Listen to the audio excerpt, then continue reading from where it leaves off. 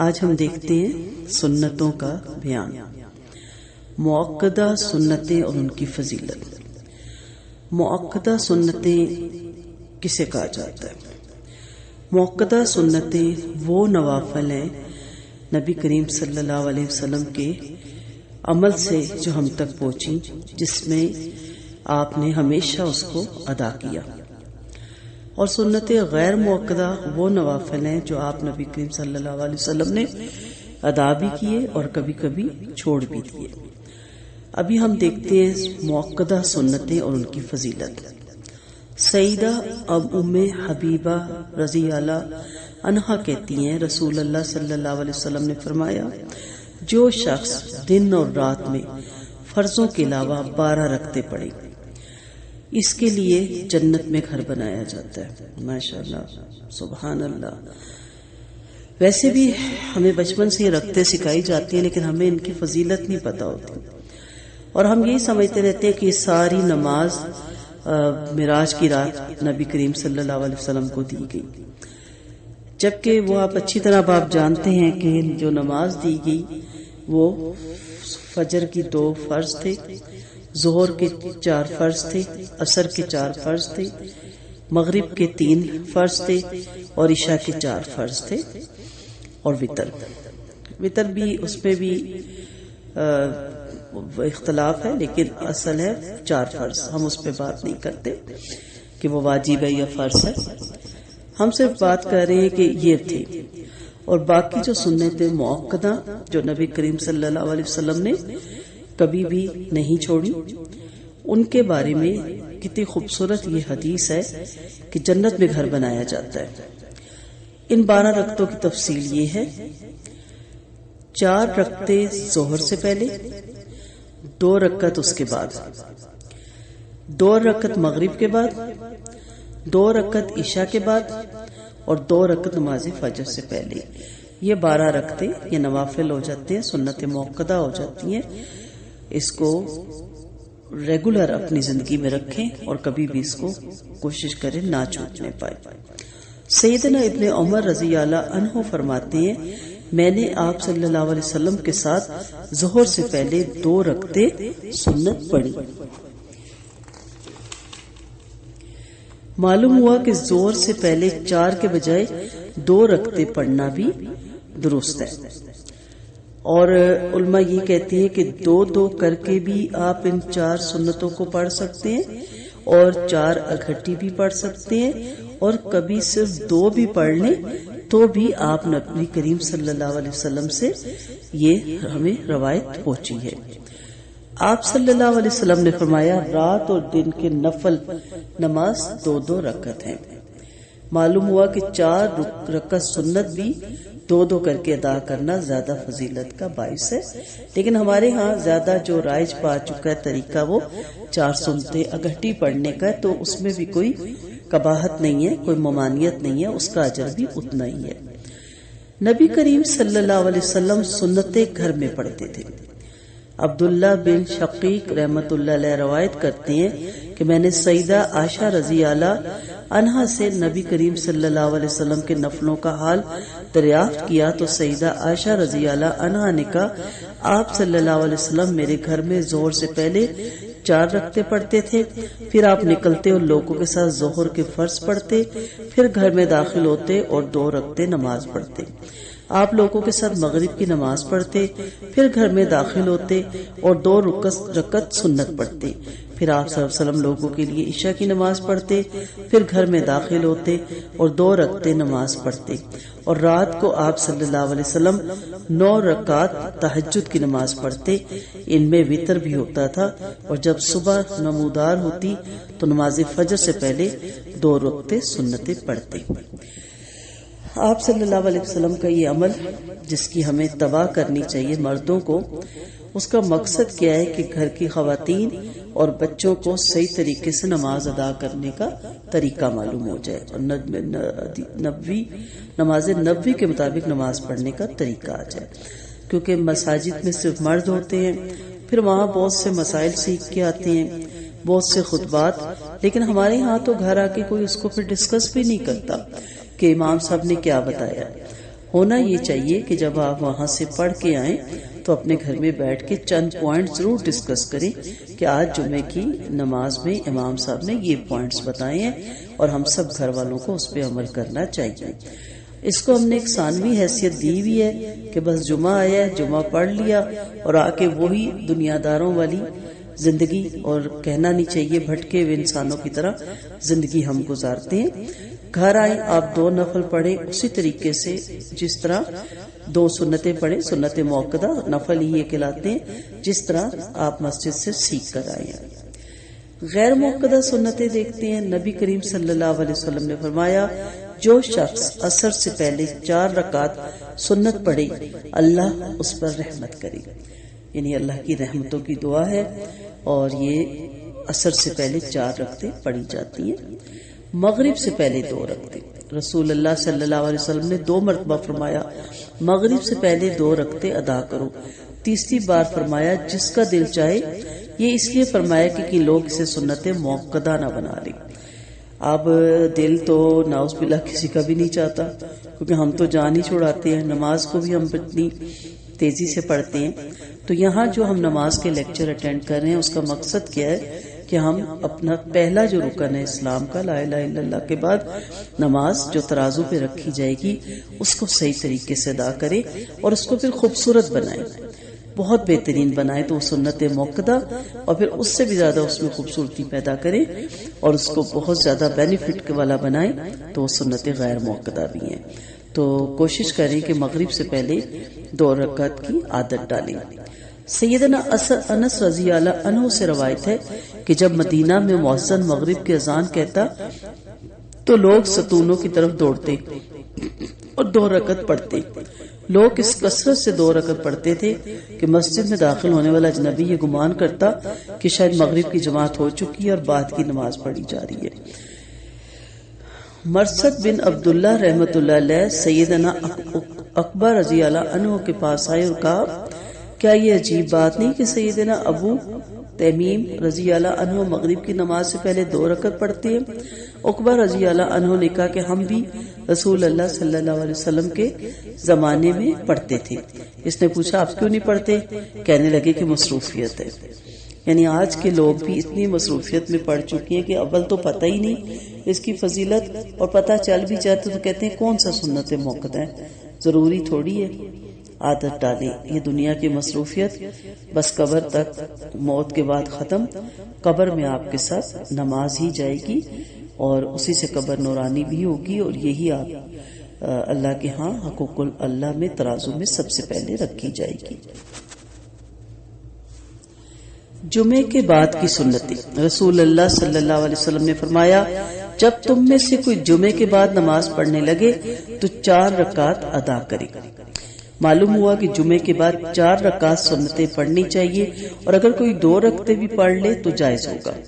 سیدنا ابن عمر رضی اللہ عنہ روایت کرتے ہیں کہ رسول اللہ صلی اللہ علیہ وسلم جمعے کے بعد کچھ نماز نہیں پڑھتے تھے یہاں تک کہ اپنے گھر آتے اور 2 رکعتیں پڑھتے۔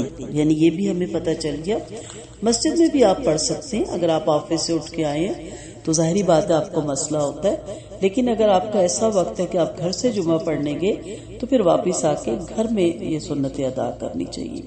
اس سے معلوم ہوا کہ نماز جمعہ کے بعد 2 رکعت سنت پڑھنا بھی درست ہے، جبکہ 4 رکعت پڑھ لینا قولی حدیث کی وجہ سے زیادہ بہتر اور مزید فضیلت کا باعث بنتی ہے۔ انہیں 2 کر کے پڑھا جائے تو زیادہ پسندیدہ عمل ہے۔ فجر کی سنتوں کی فضیلت، سیدہ عائشہ رضی اللہ عنہا کہتی ہے کہ رسول اللہ صلی اللہ علیہ وسلم نے فرمایا فجر کی 2 سنتیں دنیا اور جو کچھ دنیا میں ہے اس سے بہتر ہے۔ ذرا دنیا کا تصور کریں نا، کیا کچھ ہے اس میں جو ہم لینا چاہتے ہیں، حاصل کرنا چاہتے ہیں، ہماری خواہش ہے، ہماری تمنا ہے، پوری دنیا کا سیر، یہی کہتے ہیں نا پوری دنیا کے خزانے، انلمیٹڈ خزانے ہیں نا اللہ کے۔ کہا گیا کہ جو کچھ دنیا اور جو کچھ اس کے اندر ہے اس سے بھی بہتر کیا ہے؟ فرض کی 2 سنتیں۔ یعنی سب سے امیر انسان کون ہے؟ جو فجر کی 2 سنتیں ادا کرتا ہے۔ اللہ ہمیں اس سے ہمیشہ ادا کرنے کی توفیق دے۔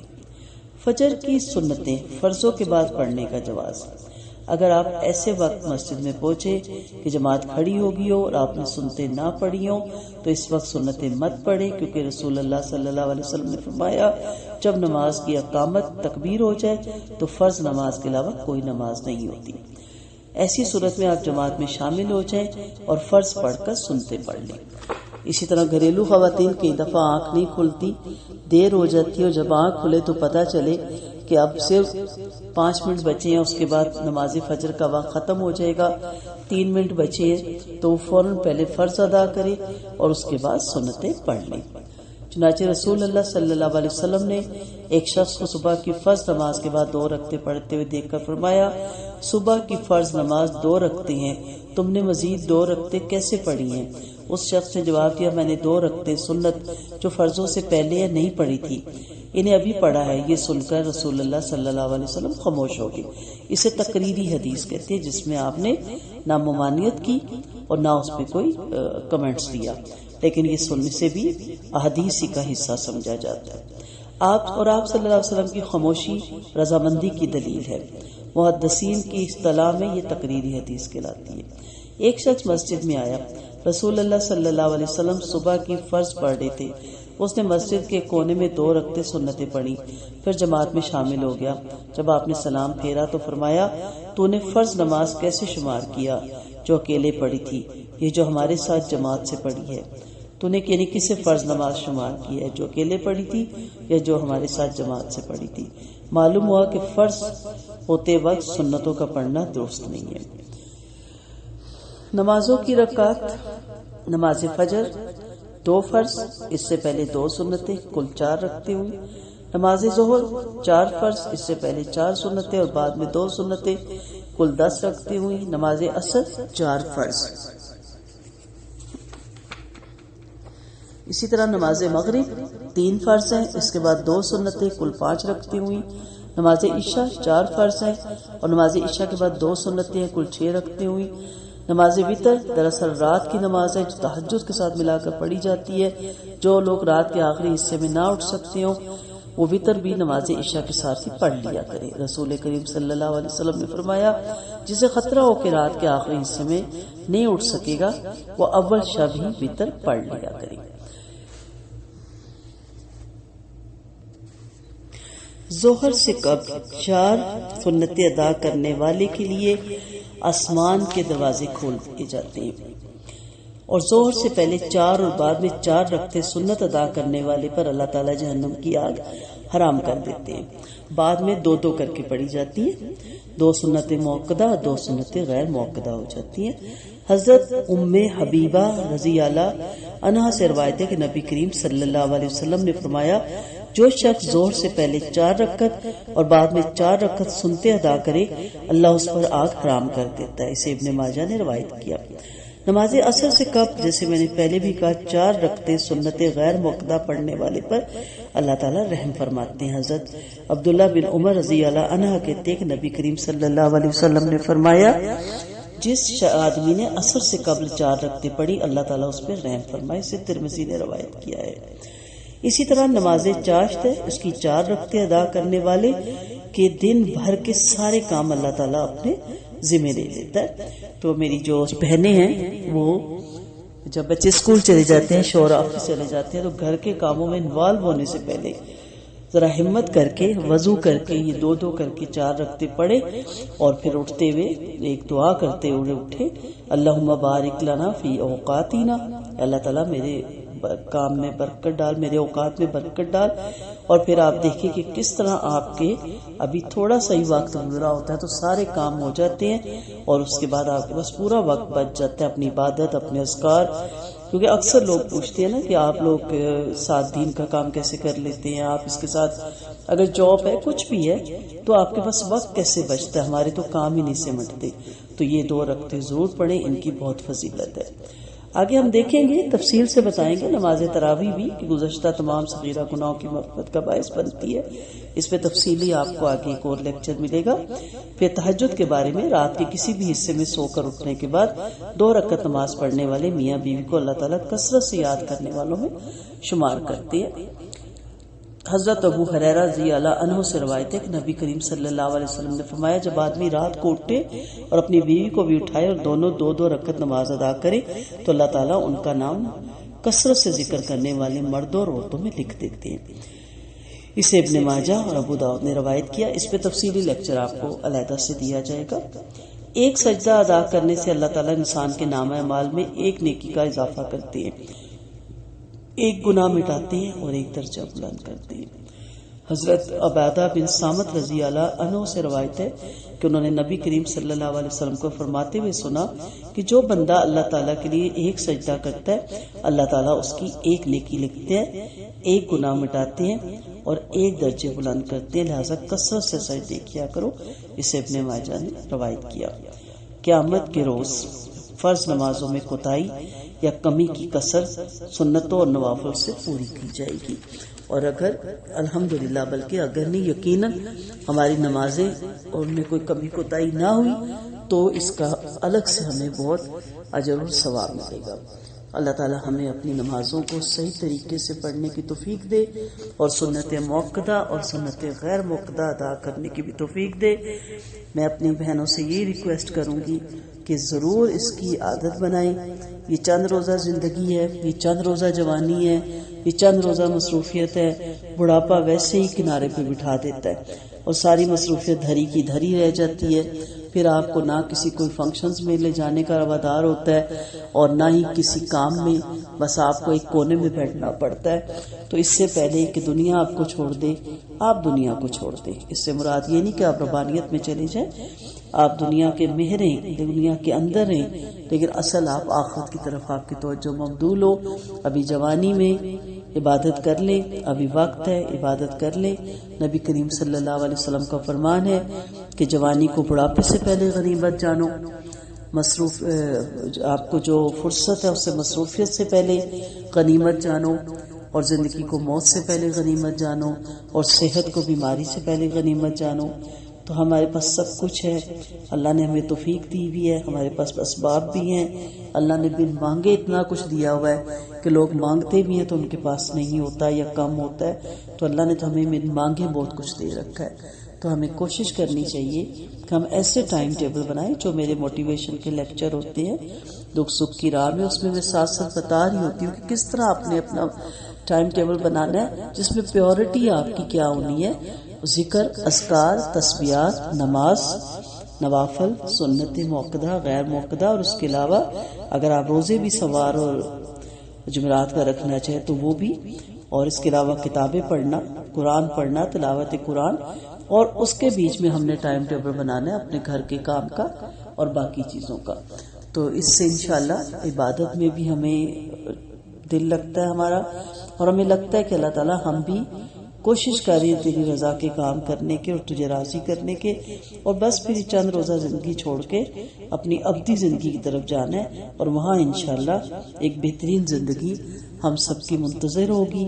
اللہ سے دعا گو ہے کہ اللہ تعالیٰ ہم سب کو جنت الفردوس کا وارث بنائے، اللہ تعالیٰ ہماری یہ ٹوٹی پھوٹی عبادتیں قبول کرے، اور اللہ تعالیٰ ہمیں ہمت دے، صحت دے، اور یقین کرے کہ نماز پڑھنے والے کی صحت بہت اچھی ہوتی ہے، کیونکہ 5 وقت وہ وضو کرتا ہے، اس کے ناک، گلے، کان، ہاتھ گناہ بھی جھڑتے ہیں، اور فزیکلی بھی اس کی ساری بیماریاں اس سے ختم ہوتی ہیں، شیطان کا بھی اس پہ حملہ نہیں ہوتا، وہ ہر وقت اپنے رب کی رضا کے کام میں لگا رہتا ہے۔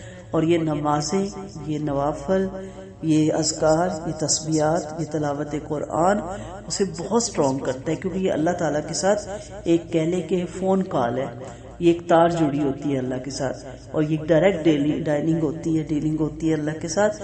اس کا یہ فائدہ ہوتا ہے کہ انسان ہر وقت اس خوشی میں رہتا ہے کہ انشاءاللہ میرے ساتھ میرے اللہ تعالیٰ ہیں، اور وہ زندگی میں کبھی مایوس نہیں ہوتا، نا امید نہیں ہوتا، اور وہ صحت مند رہتا ہے۔ اور آپ دیکھ لیں کہ ایسے لوگ مرنے کے وقت بھی کلمہ پڑھ رہے ہوتے ہیں یا قرآن پڑھ رہے ہوتے ہیں، کیونکہ ان کی زندگی کی پیورٹی اللہ کی رضا تھی اور اس کے رضا کے کام تھے۔ اللہ تعالی ہم سب سے راضی ہو جائے اور ہمیں راضی کر دے۔ السلام علیکم ورحمۃ اللہ وبرکاتہ۔